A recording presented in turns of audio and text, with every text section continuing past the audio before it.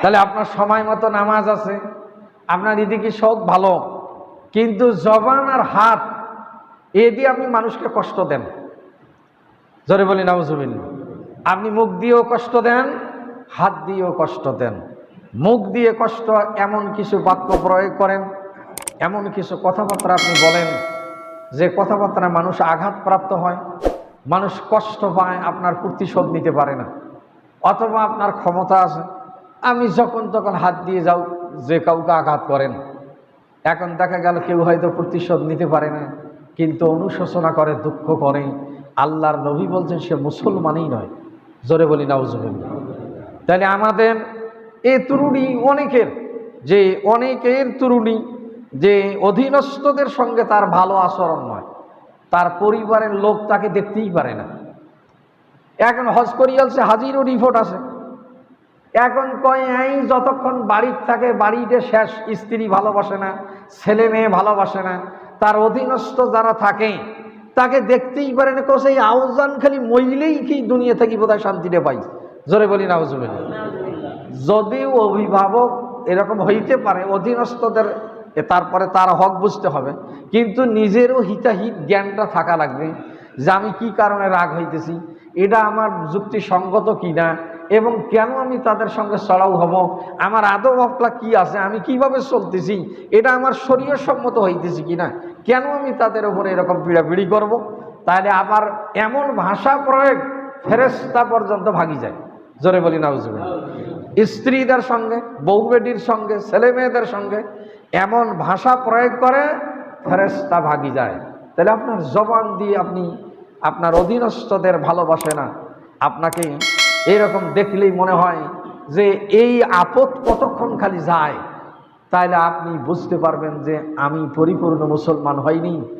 আমার অধীনস্থরা যতক্ষণ পর্যন্ত আমার ব্যাপারে সার্টিফাই করেনি, আল্লাহ রসুল বলছেন তোমাদের কাছে তো সেই ভালো আল্লাহর দরবারে খেয়ারুকুম ফি নিসাইকুম, যে তার স্ত্রীর কাছে ভালো।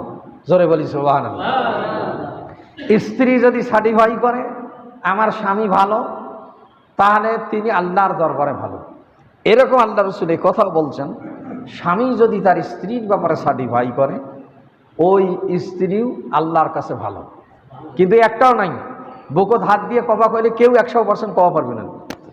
আপনি খোঁজ নিয়ে দেখেন, এখন আপনাকে যদি আপনার স্ত্রী কেমন, সমস্ত দোষ তামান ভাসি উঠবে, আল্লাহর দুনিয়া যাহা আছে বলে সব কথা কইস, ওই কথা আর কইসনি। এখন ছাড়িবেও পারো না, ধরি খাবাও পারো না। এখন কি এখন যন্ত্রণা আর একটা। এখন যদি আপনার ব্যাপারে সার্টিফিকেট দেয়, এখন স্ত্রীরা 99.99 কইবে মুই দেখি এর সংসার করো, আর হইলে কেউ সংসারই করতো না। জোরে বলি নাউজুবিল্লাহ। তাহলে আপনি চিন্তা করে দেখেন, তাহলে মাঝখানে আমাদের কতটুকু গ্যাপ আছে, আমরা কিসের মুসলমান হচ্ছি, কিসের পরহেজগারি আর কিসের তাকওয়া। আল্লাহর নবী বলছেন আমি আমার স্ত্রীদের কাছে উত্তম। জোরে বলি সুবহানাল্লাহ। যার 11 জন স্ত্রী ছিল, 13 জন ছিল মতানৈক্যে 14 জন।